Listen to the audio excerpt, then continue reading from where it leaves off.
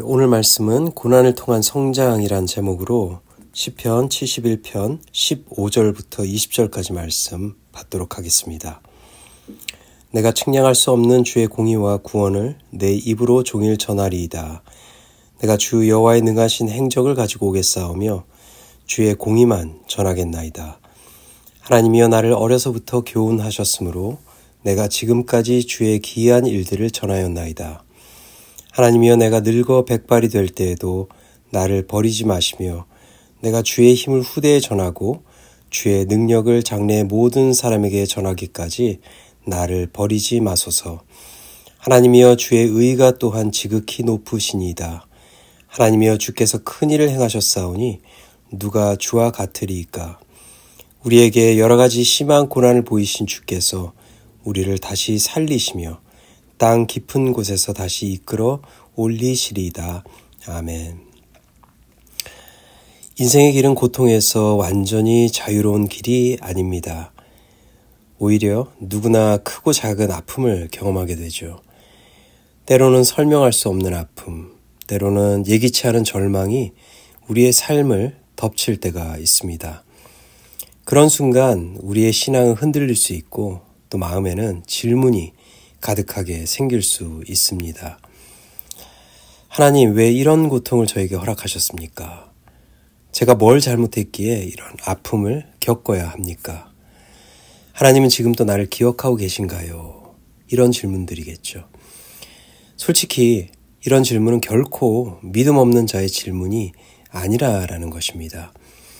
오히려 하나님을 신뢰하고 있기 때문에 더 깊이 묻고 싶어지는 마음의 절규인 것이죠. 오늘 시편 71편의 저자도 바로 그런 심정을 가지고 하나님의 앞에 섰다라는 것을 보게 됩니다. 그의 고백은 단순한 탄식이 아닙니다. 오랜 세월을 통해 겪어온 고통과 은혜의 경험을 바탕으로 그는 성숙한 신앙인의 자리에서 하나님 앞에 다시 서고 있다라는 것입니다. 기독교 변증학자로 유명한 C.S. 루이스라는 분이 있습니다. 그가 남긴 수많은 저작 중에 고난을 주제로 담은 책이 두 권이 있습니다. 하나는 고통의 문제, The Problem of Pain 이라는 책이고요. 다른 하나는 헤아려 본 슬픔, A Grief Observed 라는 책입니다. 이 고통의 문제라는 책은 철학자 그리고 신학자의 시선으로 고통이란 주제를 분석한 책입니다. 왜 고통이 있는가? 고통은 하나님의 선하심과 어떻게 공존할 수 있는가? 그는 논리적으로 또 설득력 있게 고통의 신학적 의미를 설명합니다. 그러나 20여 년 후에 루이스는 전혀 다른 방식으로 고통에 대해서 쓰게 시작합니다. 그가 늦은 나이에 만난 사랑하는 아내 조이라는 여성을 만나게 돼서 결혼을 하게 됐는데 그 여인이 암으로 세상을 떠나게 된 것입니다. 그는 말로 다 표현할 수 없는 깊은 절망과 슬픔에 빠지게 되죠. 이때 쓴 책이 바로 헤아려 본 슬픔이라는 책입니다. 이 책은 고통을 이론이 아니라 인격적으로 또 몸으로 마음으로 겪은 사람의 고백을 담은 책입니다. 루이스는 이 책을 처음 쓸 때 자기 이름을 밝히지 않고 가명인 N.W. 클라크이라는 이름을 사용해서 출판을 했습니다. 그는 이렇게 고백하는데요. 이 고백이 너무나도 솔직하고 인간적이라서 학자로서 자신의 이미지와 맞지 않다고 느꼈기 때문이다라고 설명을 합니다. 그리고 책의 첫머리에서 그는 이렇게 말합니다. 하나님은 어디 계신가? 내가 정말로 그분을 필요로 할 때 하나님은 대체 어디에 계신가? 이 책을 읽는 독자는 깜짝 놀라게 되죠. 이 사람이 정말 믿음의 대가가 맞는가 하고 의심하게 될 정도입니다. 그러나 그 고통의 여정 속에서 루이스의 시선이 다시 하나님께 되돌아가는 것을 책의 페이지를 하나씩 넘길 때 우리는 깨닫게 됩니다.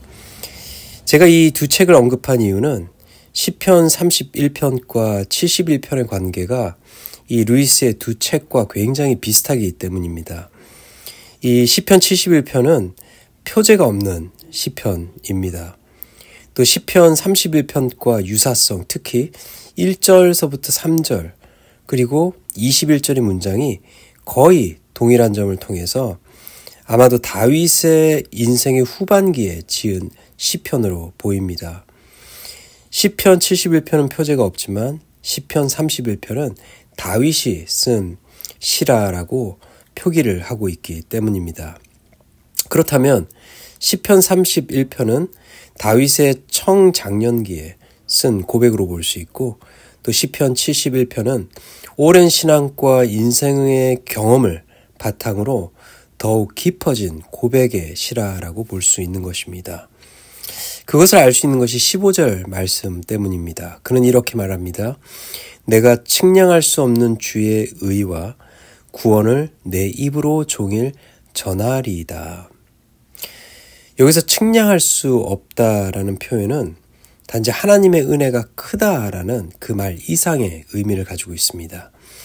측량할 수 없다라는 말, 곧 우리가 이해하거나 계산하거나 또 내 생각으로 판단할 수 없다라는 의미를 가지고 있는 것이죠. 즉 하나님의 의와 구원의 기준은 우리의 판단을 초월하는 그러한 큰 힘을 가지고 있다라는 것을 고백하고 있는 것입니다. 우리의 눈에는 고통이 이해되지 않을 수 있습니다.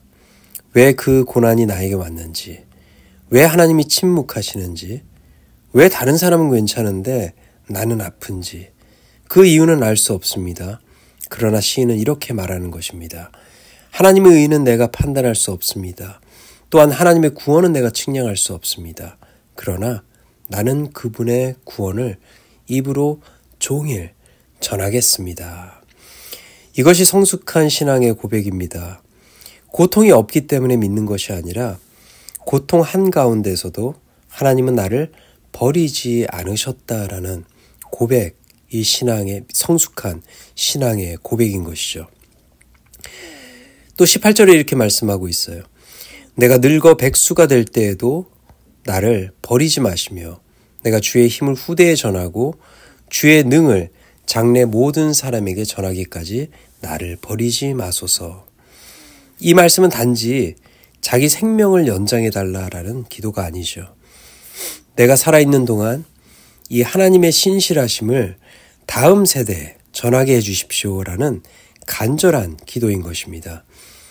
고통은 고통으로 끝나는 것이 아니라 하나님을 증거하는 통로가 된다라는 믿음인 것이죠. 하나님의 구원은 크고 놀라우며 때로는 우리가 이해할 수 없는 방식으로 다가오게 됩니다. 고통 속에서 하나님을 의심하는 것은 즉 연약함이 아니라 솔직한 신앙의 과정인 것이죠. 그러나 중요한 것은 그 고통 속에서도 다시 하나님께서 우리를 붙잡아 주신다라는 것입니다. 이 헤아려 본 슬픔은 루이스의 사랑하는 아내의 죽음으로 이야기가 마치고 루이스는 그 상황을 짧게 설명을 합니다. 그 책에서 제가 따온 것을 읽어 드리겠습니다. H는 조의 가명을 이제 쓰고 있는데요. 이 H는 내가 아닌 신부님에게 이렇게 말했다. 저는 하나님과 더불어 평화롭습니다. 그녀는 미소를 지었으나 그 미소는 나를 향한 것이 아니었다. 그리고 그녀는 영원의 샘으로 돌아갔다. 이렇게 책은 마치게 됩니다. 그런데 여기서 영원의 샘으로 돌아갔다라는 말은 루이스가 우연히 쓴 글이 아니었습니다.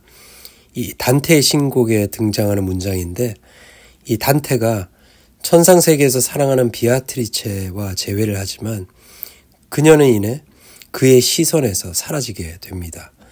그는 그녀가 이제 성녀의 자리에 올랐음을 깨닫고 더 이상 그녀를 바라보지 않고 그녀가 향했던 바로 그곳, 즉 하나님을 바라보며 나아갔다라는 의미를 담은 것이죠. 즉 그의 고백은 나는 이제 하나님께서 단지 멀리 계신 분이 아니라 내 고통 한가운데 계셨음을 깨닫습니다. 라는 고백인 것이죠. 그분은 고통을 제거하지 않으셨지만 고통 속에서 나와 함께 하셨다라고 말하는 것입니다. 우리도 이러한 고백에 이르러야 합니다. 우리가 겪는 고통은 헛된 것이 아니라라는 것이죠. 그 고통 속에 하나님 함께 계십니다. 그리고 결국 우리를 다시 살려주십니다. 오늘 이런 고백처럼 우리의 입으로 측량할 수 없는 하나님의 의와 구원을 종일토록 전할 수 있는 저와 여러분 되기를 간절히 바랍니다. 또한 삶의 어느 순간에도 하나님을 찬송하고 또 다음 세대에 하나님의 그 강함과 또 측량할 수 없는 하나님의 의와 구원을 또 그 믿음의 유산을 전할 수 있는 저와 여러분들 되시기를 간절히 축복합니다. 기도하겠습니다.